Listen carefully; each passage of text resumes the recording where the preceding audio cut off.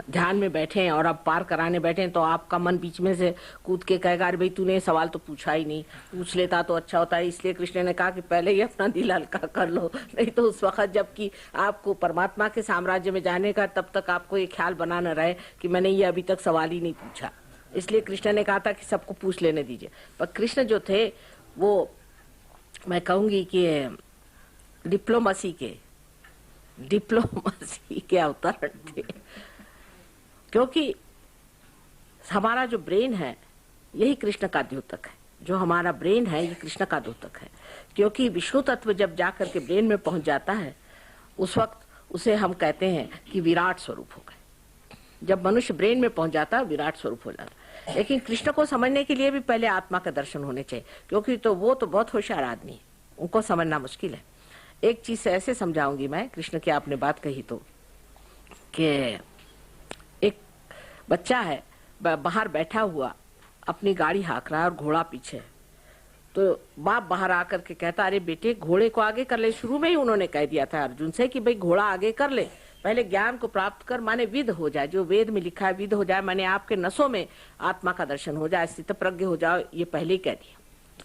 लेकिन अर्जुन ने कहा कि तुम तो इधर स्थित प्रज्ञ होने को कह रहे हो और उधर कह रहे हो तुम साक्षी हो जाओ, तो ये कैसा मेल हो।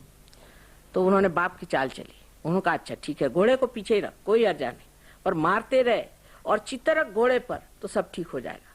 ये हो ही नहीं सकता। ये डिप्लोमेसी की बात ऐसी होती है कि कोई सी भी ऐसी विक्षिप्त बात कह दीजिए कि एब्सर्ड बात कह दीजिए कि अगर वो एब्सर्ड बात पूरी नहीं हो तो आदमी झक मार करके फिर सही पर आएगा।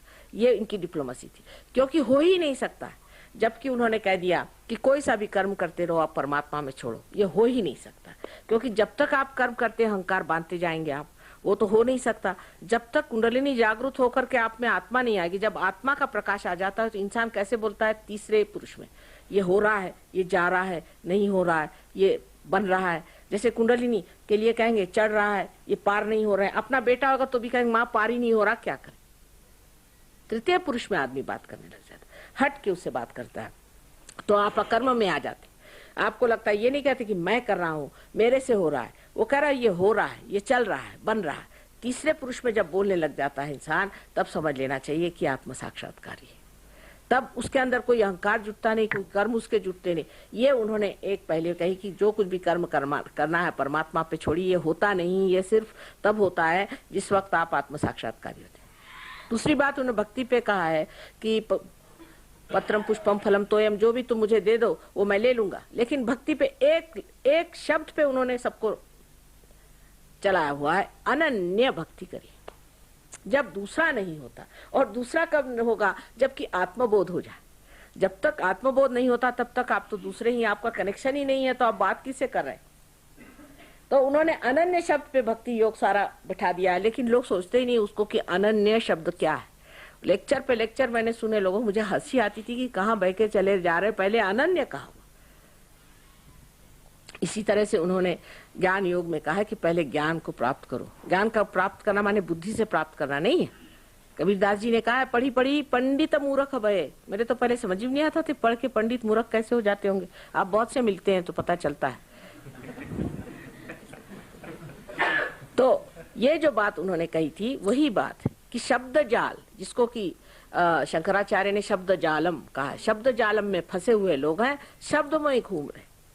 यही कृष्ण ने जो है बात आपसे जो कही हुई है वो साफ साफ कही है, लेकिन उसको भी जानने के लिए पहले प्रकाश आना चाहिए।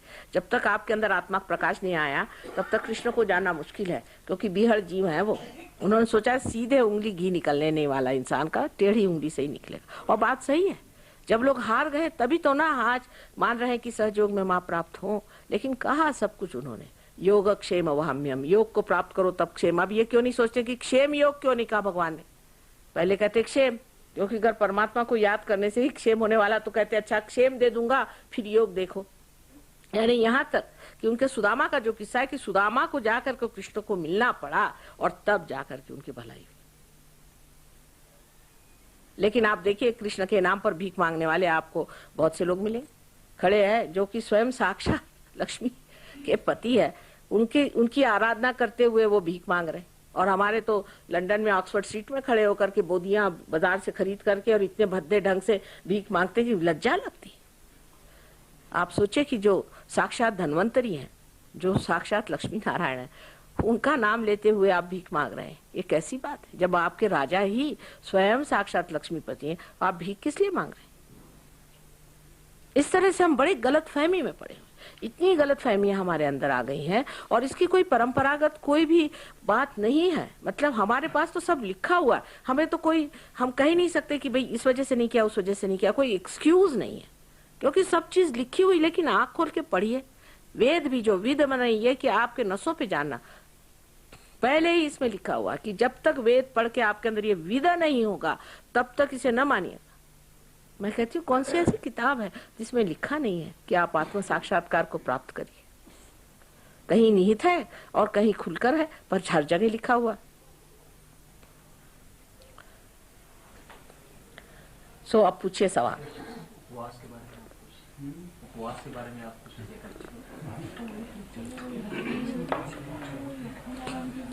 आत्मा को जगाने के लिए कुंडलिनी का जगाना जरूरी है, तो कुंडलिनी को किस नियम से जगाया जाए? वो तो हमारे ऊपर छोड़िएगा। वो बहुत अच्छा सवाल पूछा। इससे ये दिखाई देता है कि लोग कितने आतुर हैं। कुंडलिनी को जागरूक करना, जैसे कि आप कहें कि भाई एक बीज है, उसको कैसे जागरूक किया जाए? माँ के अंदर छोड़ दीजिए। अब वो कैसे जागरूक होता है? ये तो उसमें बनी हुई प्रक्रिया है जिससे वो अपने आप जागरूक हो जाती है।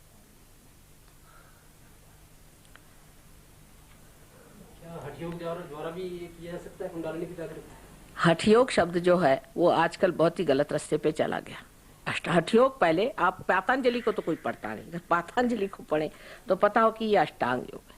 इसमें से यम नियम आदि ये हजारों वर्ष साल पहले अपने यहाँ जो 4 आश्रम बने हुए थे उसमें इसकी व्यवस्था होती थी कि 25 साल की उम्र तक, जब तक कि लोगों की शादियां नहीं हुई, ब्रह्मचर्य स्थिति में ही वो देखते थे कि मनुष्य इसमें से कितने लोग ऐसे हैं जो कि पार हो सकते हैं, और उनके ऊपर में ये प्रयत्न किया जाता था।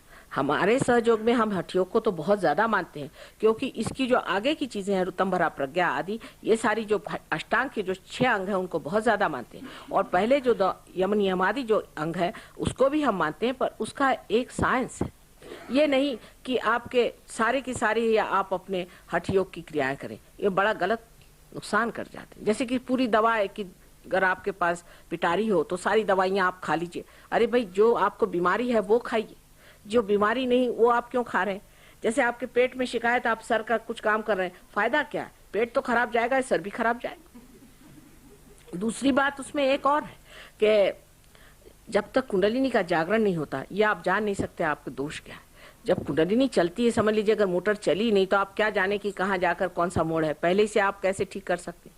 पहले मोटर को चलने दीजिए, कुंडलिनी जब चलेगी, जिस चक्र पे रुकेगी उस चक्र को कैसा करना ये आप सीख लीजिए। उसमें हो सकता है कि कोई आसन करना पड़े, लेकिन वो बहुत कम है। मतलब जिस चक्र पे खराबी है उसे ठीक करना। लेकिन हम तो सारी ही क्रियाएं ऐसी सुबह से शाम तक करते रहते हैं, जिसको कहना चाहिए कि बिल्कुल ही उसमें हमें पता ही नहीं, जिसको इंडिस्क्रिमिनेट बिहेवियर कहते हैं, उस तरह से हम चलते रहते हैं और उससे इतने प्रॉब्लम खड़े हो जाते हैं, इतने आपको मैं बता नहीं सकती। वो तो जब आप कभी सहयोग में आए तो आपको समझ में आएगा कि इस हठयोग से कितने प्रॉब्लम आ जाते हैं, क्योंकि इसका कोई रिश्ता उस पूरी चीज से नहीं है जो कि जिसे कि हम पतंजलि योग कहना चाहिए। हठयोग जो आजकल बना हुआ, ये तो सिनेमा एक्टरों के लिए है कि किसी तरह से अपने शरीर को दुबला कर लो।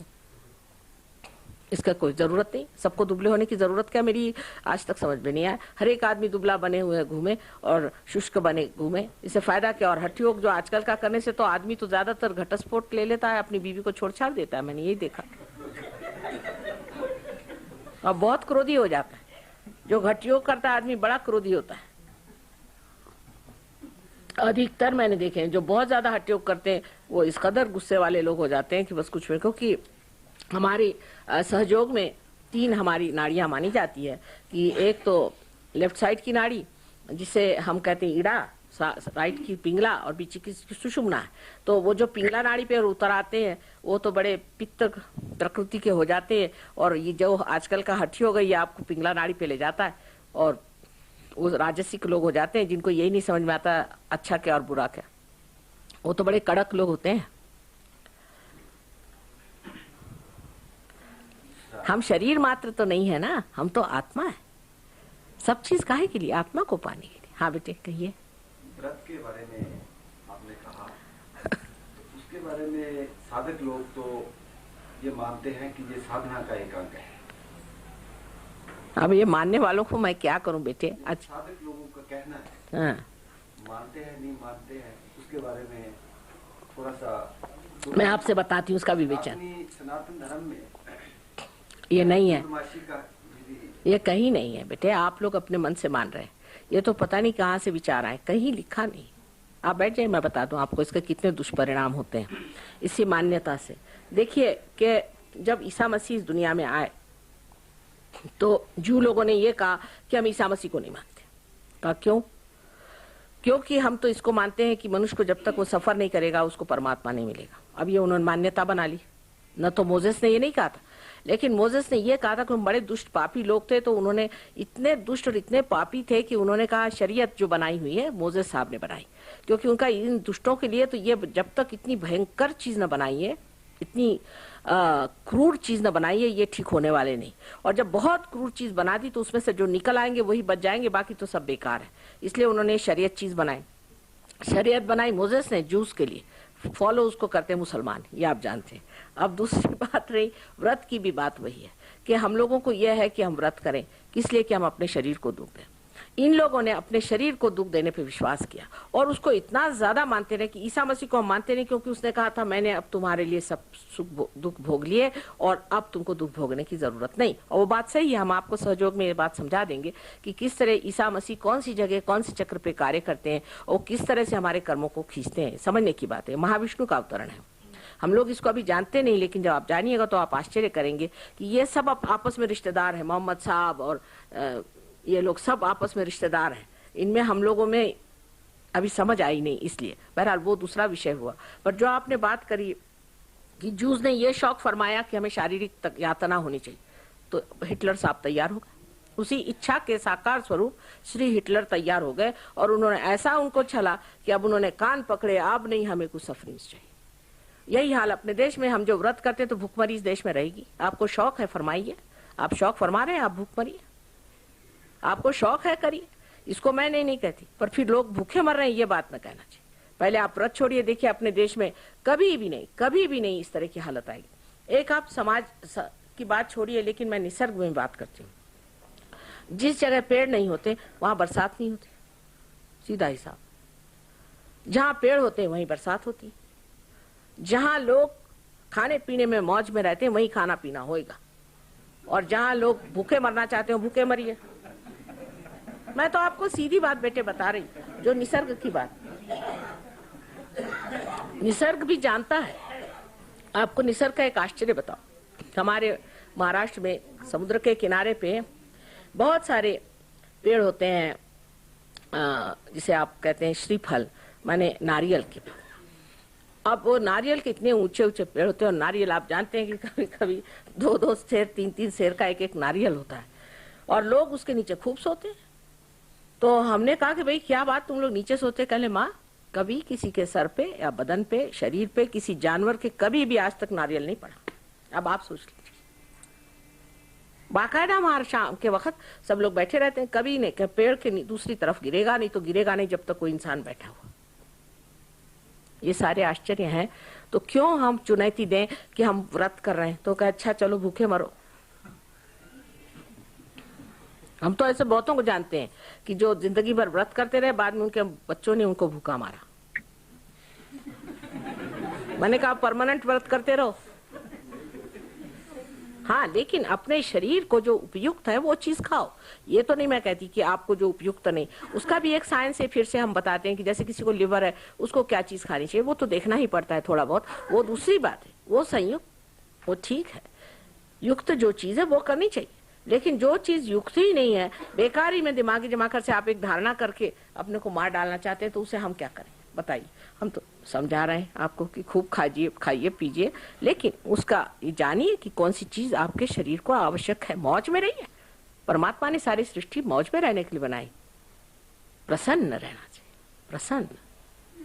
हमें सब लोग जब हम वहां गए फ्रांस, तो लोगों ने कहा कि माँ आप तो बहुत ज्यादा खुशहाल नजर आते हैं। तो मैंने कहा अब क्या करें इसे?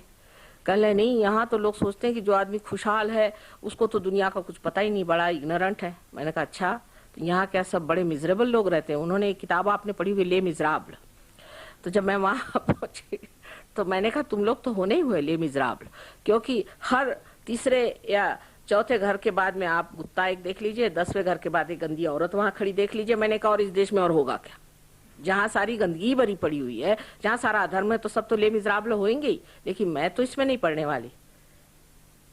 अब जब वो बदल गए तो पता चल रहा है उनको भी कि आनंद क्या चीज है।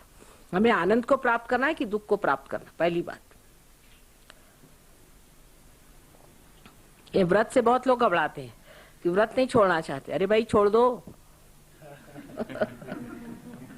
छोड़ना नहीं चाहते बेटे, ये बड़ी पकड़ है। यही तामसिक वृत्ति है कि जो चीज गलत है उसी को पकड़े रहेंगे। उससे हजारों बीमारियां होती, हजारों बीमारियां, व्रत करने वालों को हजारों बीमारियां रहती, पर छोड़ेंगे नहीं और सबको परेशान करेंगे। व्रत जिस दिन होता है सारे घर में हंगामा, जैसे हनुमान जी उतर आए, आज मैं ये खाऊंगी, नहीं तो वो खाऊंगी, नहीं तो ये चाहिए, नहीं तो अरे भाई व्रत है तो भूखे मरो, काहे को सबको परेशान कर रहे हो।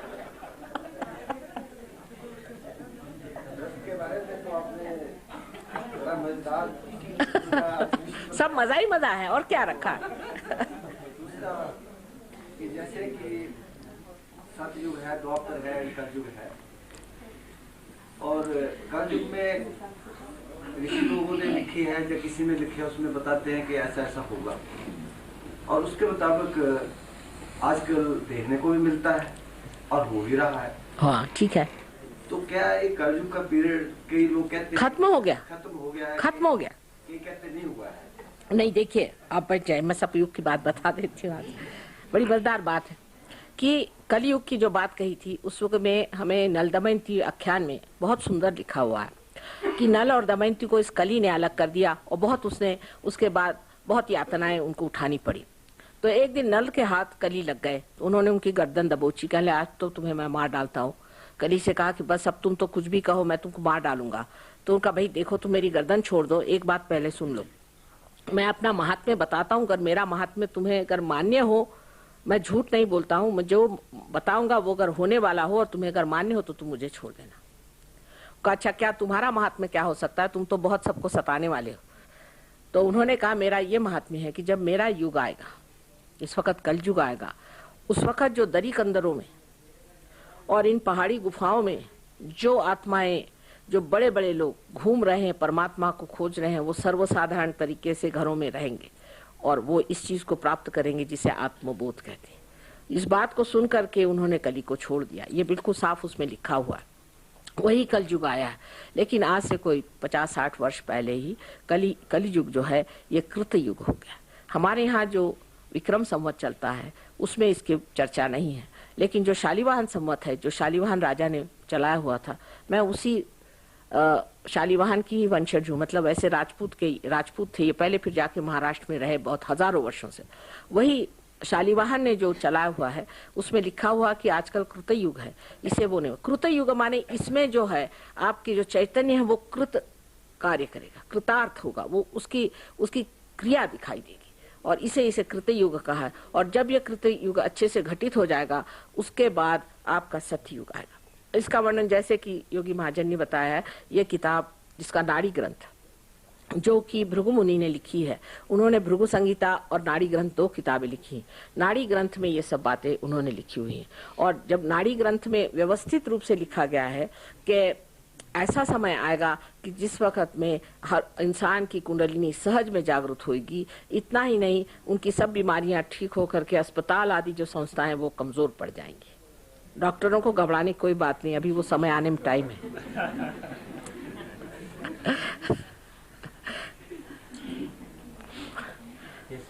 एक शंका है। बोलो बेटा। अभी आपने कहा कि गृहस्थ आश्रम सबसे अच्छा है, और दूसरे भाई साहब ने रखा था कि जो कुंडलिनी जागरण है वो कैसे होगी।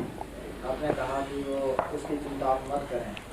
तो माता जी आप तो आज यहाँ हैं, कल कहीं और हैं, तो इसका कोई समाधान तो हुआ नहीं कि कुंडलिनी जागरण कैसे होगी। अभी करते हैं ना, वो तो आपकी बात तो अभी दूसरी बातें होने लगी ना, वो तो अभी करते ही हैं। वो तो करे बगैर मैं जाऊंगी नहीं, वो तो करके जाऊंगी, वो तो मुख्य काम है भाई। जब तक खाना नहीं खिलाया तब तक तो माँ को मजा नहीं आने वाला, सीधा हिसाब है। अब बात ये कि पूछ रहे हैं खाना कैसे बनाए, तो वो बता रहे हैं पहले, क्योंकि उससे पहले कोई खाने नहीं बैठ रहा तो करे क्या भाई। बनाया है खाने बैठिए, अगर भूख होगी तो आप खाने बैठ जाइएगा। तो शुरू करें? अच्छा बस ठीक है, हो गया आपका सेशन पूरा हो गया है। नहीं तो लायन क्लब का कोई नियम ने तोड़ दे। हाँ बोलो बेटे। आजकल जादू तंत्र को बहुत मानते हैं लोग, तो क्या ये बहुत ग्रसित है सारा समाज? बहुत गलत, डूबे हुए हैं, तो क्या ये सच है? बहुत गलत चीज। जादू तंत्र को मानना बहुत गलत चीज। ये सब स्मशान विद्या, प्रेत विद्या और काली विद्या के नाम से मशहूर है और हमारे सब लोगों ने इसके बारे में जाना हुआ। असल में तंत्र तो कुंडलिनी है, स्वयं साक्षात तंत्र आपका कुंडलिनी है और हम सबसे बड़े तांत्रिक है अगर कहा जाए तो। लेकिन तंत्र शुद्ध विद्या, क्योंकि ये शुद्ध कार्य करती है। ऐसे मनुष्य का जीवन अत्यंत शुद्ध होना चाहिए जो इस कार्य को करे। और तंत्र विद्या में बिल्कुल इसके उल्टे बात करते हैं। यानी इसका तरीका यह है कि किसी देवी का मंदिर हो, वहां जाकर के बैठ जाते हैं और कोई न कोई ऐसा गलत काम, कोई व्यभिचार वहां करते हैं। ज्यादातर ऐसे लोग जो ऐसा काम करते हैं वो देवी को अप्रसन्न करने से, अब देवी उलझती नहीं, वहां से उनका चित्त हट जाता है। वो जगह जब उनके लिए ऐसी बन गई जहाँ देवी का चित्त है नहीं, वहां फिर वो प्रेतों को बुलाते हैं, भूतों को बुलाते हैं और उनको काबू में कर लेते हैं। और भी अनेक तरीके हैं, मैं वो बताना नहीं चाहती क्योंकि गंदी चीजें हैं सारी। वो सब करके और फिर उससे वो दुनिया भर की चीजें करते रहते हैं और लोगों को प्रभावित करते हैं। और अपने देश में इसलिए ज्यादा है क्योंकि हिंदुस्तान में एक खास चीज है कि एक दूसरे का गला काटे बगैर वो सोचते हैं हमारी उन्नति नहीं होगी। ये सब दूर दिखाई दे। एक दूसरे से प्रेम करने से हमारी उन्नति होगी ये हम जानते नहीं, इसलिए हम एक दूसरे को गले काटने में लगे रहते हैं। फिर जो ऐसी लोग मदद करते हैं गुप्त रूप से, उनके पास हम चले जाते हैं कि चलो इनकी गर्दन काट दो, उनकी गर्दन काट दो, इतना पैसा ले लो। तो ये जो गंदी विद्या है इसका एक ही इलाज है, पहले आत्मा को प्राप्त करिए। आत्मा को आप प्राप्त करिए, फिर आप समझ जाएंगे आपको कोई छू नहीं सकता। कोई गंदी विद्या आपको छू नहीं सकती, कोई आप पे हाथ नहीं लगा सकता। ऐसे अभी 2 आदमी आपसे बता रहे हैं जयपुर में हमें मिले जिन पे बड़ी गंदी विद्या का उपयोग हुआ था, बहुत बुरी तरह से, और दोनों के दोनों बिल्कुल स्वस्थ हो गए। और डॉक्टर नहीं समझ पा रहे थे, कोई नहीं समझ पा रहा था कि उनमें क्या, उनकी सांपत्तिक स्थिति भी एकदम खराब हो गई थी, शारीरिक स्थिति भी खराब हो गई थी और बिल्कुल मरगिल्ले स्थिति में थे। लेकिन वो एकदम उठ खड़े हो गए क्योंकि उनकी कुंडलिनी जागृत हो गई। इसका इलाज ही है। पर हम लोगों पे बड़ा ये है, तंत्र विद्या में हमारा बड़ा विश्वास है कि जो गंदी विद्याएं करते हैं ऐसे आदमी कोई आ जाए तो पहुंच जाते हैं, औरतें खासकर। इस चक्कर में जब औरतें पहुंची तो हो गया सत्यानाश, उनके पति का भी होगा। अब पति से कुछ झगड़ा हो गया तो पहुंच गए उनके पास बताने, भाई पति से बढ़ के और कौन होता है। लेकिन उनसे जाके बताएंगे कि हमारे पति ने ये किया वो किया। अब वो ये तो नहीं करते कि पति को ठीक करे, लेकिन पति में कोई ना कोई भूत डाल देते हैं। जैसे एक बम्बई में लेडी है, उसके पति बहुत ज्यादा शराब पीते थे, तो वो तांत्रिक के पास गई, उनसे जाके कहने लगे मेरे पति शराब पीते, इनको ठीक कर दीजिए। उन्होंने थोड़े दिन के लिए ठीक कर दिया, लेकिन वो जुआ खेलने लगा। उसके बाद गई कि मेरा पति अब जुआ खेलने लगे, वो ठीक कर दीजिए। तो वो जुआ खेलना तो ठीक हो गया, अब वो भूत निकाल के दूसरा भूत उनके अंदर डाल दिया, तो वो औरतों को रखने लगे। तो अब वो गई कि उसने जाके बताया कि भाई देखो ये क्या तुम कर रही है, एक के बाद ये कर रही है। उसके बाद उसने देखा कि तीनों की तीनों काम वो करने लगे और वो स्वयं औरत पागल हो गई। जब तक उनको रुपया पैसा भरते रहिए तब तक ठीक है, और नहीं तो वो आपको पकड़ते हैं। पर उनकी भी कोई, उनको भी भगवान नहीं छोड़ते। ऐसे जो लोग तंत्र विद्या करते हैं इनके 7 जन्म 7 बच्चों तक पुश्तन पुष्ट 7 उनका नुकसान होता है। मैं आपको बताऊं, लंदन में एक साहब आए थे हमारे पास और वो डॉक्टर साहब थे हिंदुस्तानी, और वो कह रहे मुझे पता नहीं क्या आजकल चक्कर आते हैं, ग्लानि रहती है, डिप्रेशन रहता है। तो मैंने उनसे पूछा क्या आपके बाप दादों में कोई तंत्र विद्या करता था?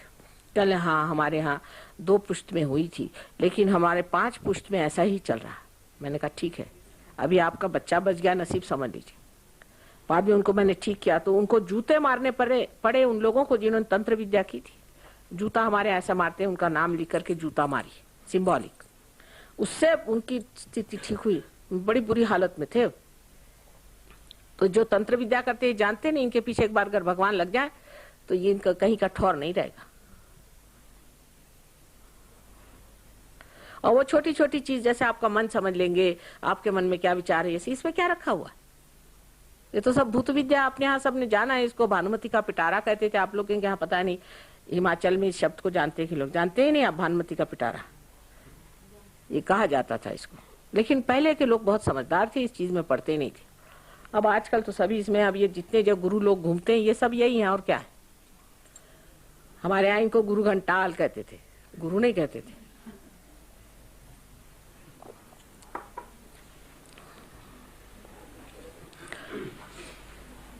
आपने ठीक पॉइंट निकाला, बड़ा कॉमन। जो आजकल जो बुक्स निकली हैं ऑन व्रत और जो शिक्षा देते हैं इतने फास्टों के बाद you get this and और जो ये कथाएं करते हैं और डिफरेंट माताएं, like Santoshi Mata and all, can you से? संतोषी माता तो बिल्कुल सिनेमा वालों ने बनाई है, बिल्कुल। संतोषी माता कोई शब्द ही नहीं, देवी के 1000 नाम है, उसमें संतोषी शब्द नहीं, क्योंकि जो देवी स्वयं साक्षात संतोष देती है वो क्या संतोषी होगी? संतोषी तो एडजेक्टिव है, आपको खुद सोचना चाहिए, पर हम लोग जानते नहीं ना। यही 100 साल में क्यों ऐसी, देखिए हमको भी सोचना चाहिए कि ये सब चीजें पहले क्यों नहीं चलती थी, आज नई नई चीजें निकल रही है, ये कैसे, क्यों? वजह यह है कि हम अपने बारे में जानते नहीं, हमें अपने शास्त्र मालूम नहीं। देवी के 1000 नाम हमने कभी पढ़े नहीं, हम क्या जाने संतोषी माता नाम है या नहीं। किसी ने संतोषी माता का व्रत किया तो बड़ा ही मुश्किल हो जाता है मुझे पार कराना। ये तो सब ये सिनेमा वालों ने एक संतोषी माता बना दी, सिनेमा वाले क्या माता बनाएंगे? आप ही सोचिए कहां से निकाले। इस तरह की नई नई चीजें बहुत है। अभी हमारे महाराष्ट्र में एक, मैं तो कहती हूँ तो ब्राह्मणों के कर्दन काल निकला है, बेचारे सारे ब्राह्मणों को मार डाला उस आदमी ने। उसका नाम था गुड़वणी। उसने किताब, कोई विष्णु तीर्थ करके है, उन्होंने किताब लिखी, ये 50-60 साल पहले उन्होंने किताब लिखी थी। उसमें कुछ तरुणोपाय, अरुणोपाय, पता नहीं बड़े बड़े नाम दे दिए। तो मैंने इन ब्राह्मणों से कहा कि तुम क्यों इसमें पढ़े, तुम्हारे पास शास्त्र नहीं है? ये कहीं लिखा है अपने शास्त्रों में? जो चीज परंपरागत हमारे अंदर है, जो महान लोगों ने लिखी है। मैंने कहा तुम तो, और खासकर महाराष्ट्र के ब्राह्मण तो इतने विद्वान हैं, मैंने कहा ये तुमने माना क्यों?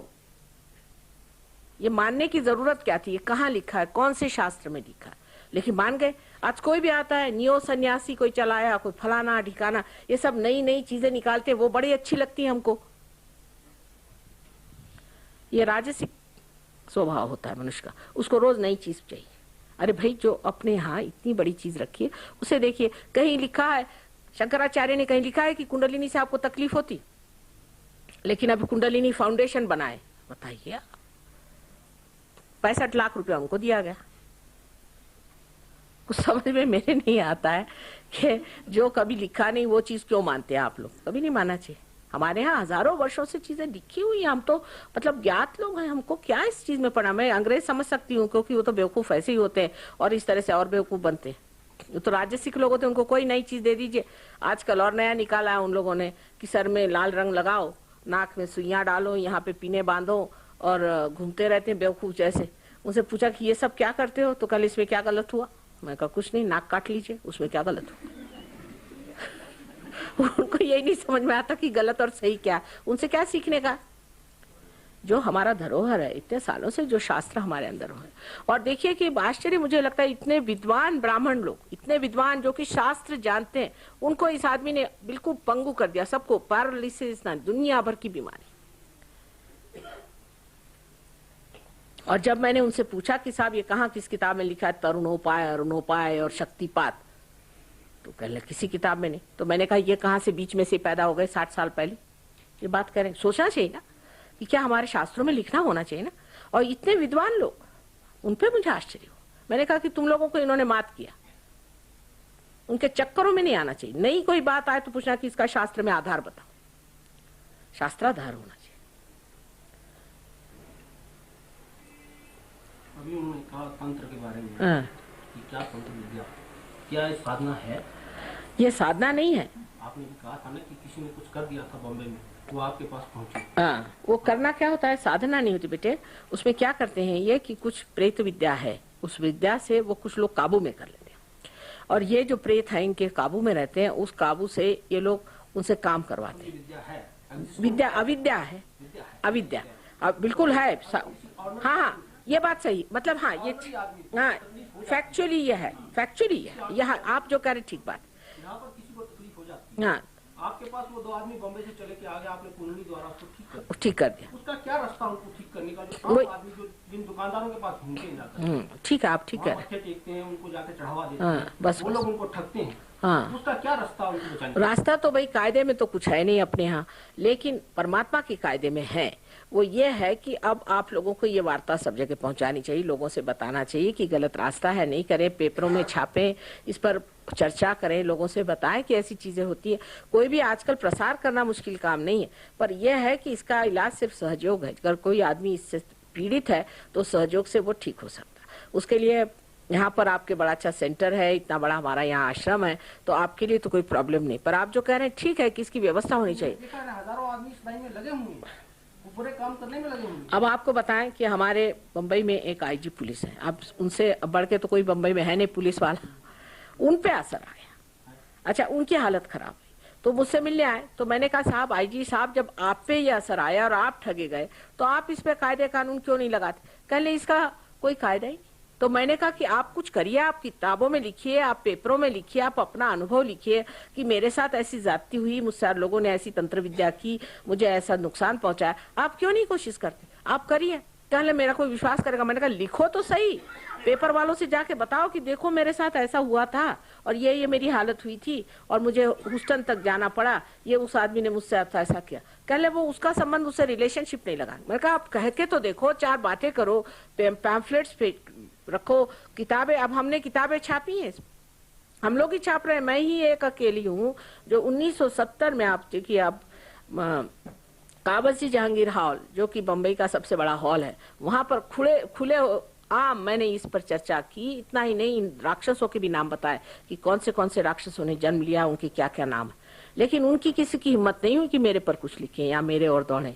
आपके यहाँ के चंबा की कहा कि महाराजा वहां थे, वो आए, कहले माँ क्या कर रहे हो, आपको बंदूक से मार देंगे। मैंने कहा उठाओ तो बंदूक, देखे कौन मेरे सामने बंदूक लाता है, वो भी मैं देख लूं। तो ये चीज जरूर होती है कि ये जो आप कह रहे हैं ये बात है, ये अविद्या है, इसमें कोई शंका नहीं, बिल्कुल है, और लोग करते हैं। ये तो बात सही है आपने कही, वो अच्छी, हाँ, मतलब वास्तविकता है। आम आदमी को कैसे बचाया जाए? आपके पास तो मेरे पास आने की जरूरत नहीं भाई साहब, सिर्फ जवाब दे दिया। मैं आपसे कोई नहीं, मेरे आने की जरूरत नहीं। मेरे फोटो हैं, मेरे फोटो में भी चैतन्य। आप मेरा फोटो रख लीजिए, सिर्फ फोटो आप रखने से ही सब भागेंगे। फोटो से बहुत दूर भागते, फोटो में तो कुछ पूछे ही नहीं, फोटो ही काफी है। आपको जरूरत नहीं कि मैं ही रहूं। ठीक कह रहे हैं आप, प्रॉब्लम तो है। हर एक दुकान में आप लगवा दीजिए फोटो, देखिए ऐसे ही भाग गए होंगे काफी यहाँ से बिस्तर बांध करके। पता हुआ कि हम आ रहे हैं, वो लोग ज्यादा जानते हैं हमको, क्योंकि वो तो थर थर थर थर थर ऐसे कांपते मेरे सामने। वो तो जरूरत से ज्यादा मुझे ज्यादा जानते, ऐसा भागते हैं कुछ पूछे नहीं। मेरा यहाँ आना ठीक हुआ, आप सबको बताएं, बिल्कुल साफ बताएं, है ये विद्या, ऐसे गंदे लोग हैं, करते हैं मैली विद्या और इस तरह से नुकसान होता है। बात सही है, बिल्कुल आप कहने में ठीक बात है। सामान्य आदमी की सबकी मदद करनी, ये मैं कहती हूँ कि हम समाजोन्मुख है, सारे समाज की मदद करनी, और आप लोग उठ करके बात खुलेआम कहिए, बिल्कुल सही बात, आप ठीक है। और कोई प्रश्न हो? जो इसको नहीं मानता उस पर इसका असर हो सकता है कि नहीं? होता है बेटे, तो भी हो सकता है, हो सकता है, उस पर भी हो सकता है जो नहीं मानता है। लेकिन जो एक सहयोग में एक बार आ जाए, जो आत्मा प्राप्त कर ले, वो तो उस पर नहीं होता, उसके आसपास के लोगों पर भी नहीं होता। ऐसा अगर आदमी ऐसी जगह कहीं चला जाए जो कि आत्मा से प्रकाशित है, आप सोचिए कि वो भागते हैं बिस्तर बांध करके।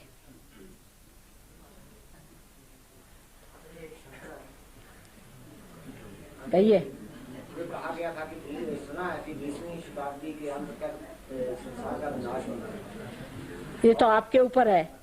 जो आजकल के हालात हैं उससे तो ऐसा ही लगता है। हाँ, इसीलिए तो आपने कहा कि अभी कलयुग समाप्त हो गया। हाँ, तो कलयुग क्या संसार के खत्म होने के बाद समाप्त होगा या पहले? आपकी क्या इच्छा है? देखिए मैं आपसे बताऊं, कृतयुग जो है इसमें आप लोग पार हो सकते हैं, आप पा सकते हैं, आप चैतन्य को पा सकते हैं, चैतन्य कार्यान्वित होगा, परमात्मा का आपका विश्वास दृढ़ होगा आप लोग पर। कितने लोग होंगे बात ये कर, एक इतने अंदाज से लोग हो जाएं पार और इसमें पूरे तरह से रज जाए तो बिल्कुल कुछ नहीं हो सकता, कोई खराबी नहीं आ सकता, कोई खराबी नहीं आ सकती। लेकिन इतने लोग इकट्ठे होने चाहिए और पाने चाहिए। पर आपको आश्चर्य होगा कि जो बेकार के लोग हैं, जो तामझाम लेके चलते हैं, उनके लिए हजारों लोग जुटेंगे, लेकिन माँ के लिए कितने लोग जुटने वाले, क्योंकि इसमें तो कुछ बनना होगा। तो लोग चाहते चलो भाई कोई नहीं, ये गुरु बना लो, इसको 4 पैसे दे दो, काम हो गया। तो ये सस्ता काम नहीं, इसमें तो आपको बनना होगा, ये मुश्किल है। In a way, it's nice. It's too much light. मेरा माता जी ऐसा है कि दुनिया में बहुत ऐसे हैं कि कोई ज्योतिषी विभिन्न कंट्रियों के हैं, देशों के हैं, या कोई साइंटिस्ट हैं, ऐसे ढंग से जो भी मानते हैं वो देखते हैं कि आने वाला जो समय है उन्होंने भविष्यवाणी की है कि दुनिया में काफी सर्वनाश होगा। इसके बारे में आप क्या महसूस करती हैं? अरे भाई, उनकी सदिच्छाएं यही है, उसे क्या करा जाए, लेकिन जोर लगाना है कि ये नहीं होगा। जब जानकी नाथ सहाय करे तब कौन बिगाड़ करे नर तेरो। कौन से मंगल और कौन से शुक्र और कौन से शनि, उससे परे जब आप उठ गए तो फिर क्या आपको भय है? मेरे ख्याल में समय काफी हो गया है और ये प्रश्न उत्तर का सिलसिला बंद करें और माता जी से अनुरोध के वो आशा है आप लोग कुछ तो समाधान प्राप्त किए होंगे मेरे जवाबों से, और घबराने की कोई बात नहीं। एक ही बात मैं बताना चाहती हूँ आपके सवाल का जवाब, कि जब मैं गई थी वहाँ फ्रांस तो बहुत से लोग बाहर बैठे हुए थे और आपस में बातचीत कर रहे थे। तो मैंने किसी से पूछा कि ये क्या बातचीत कर रहे हैं? कल ये सोच रहे हैं कि अब अष्टग्रह आने वाले तो हम सबका सर्वनाश होगा तो सब ठीक हो जाएगा। मैंने कहा अच्छा, ये इनकी इच्छाएं है क्या इधर बैठे बैठे? मैंने कहा कि नाश होने के बाद इनका क्या होने वाला, ये कुछ बच जाने वाले हैं क्या? वहां बैठे हुए सोच रहे थे कि अब सब सर्वनाश होने वाला है, और इन्होंने ये फैलाई हुई हवा है कि सर्वनाश होने वाला है और ये है वो। कुछ नहीं होने वाला, आप संभल के रहिए, ये सब चीज कुछ होने नहीं वाली। आप लोग सहयोग प्राप्त करिए, देखते हैं कौन सर्वनाश करता है। अपने में हिम्मत रखें। परमात्मा के हाथ इतने जबरदस्त है, उनकी शक्ति इतनी जबरदस्त है कि कोई भी चीज ऐसी वो होने नहीं देंगे। जिन्होंने ये सृष्टि बनाई है, जिन्होंने आपको बनाया, वो क्या ऐसा काम होने देंगे? कभी नहीं हो सकता। लेकिन आप उनको माने। अगर आप राक्षसों को मानते हैं तो जरूर होगा, आप अगर गलत कामों को मानते हैं तो जरूर होगा। वो तो परमात्मा अपना चित्ता हटा लेंगे, लेकिन जब तक उनका चित्ता आपके ऊपर है, अशक्य अशक्य है।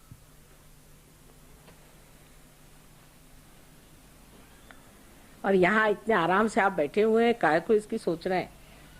ये सोचने दीजिए न्यूयॉर्क वालों को या रशिया में, उनका आपस में चलने दीजिए। हमारे यहाँ कुछ नहीं होने वाला। हो गया, अब पार हो जाए, ठीक है ना?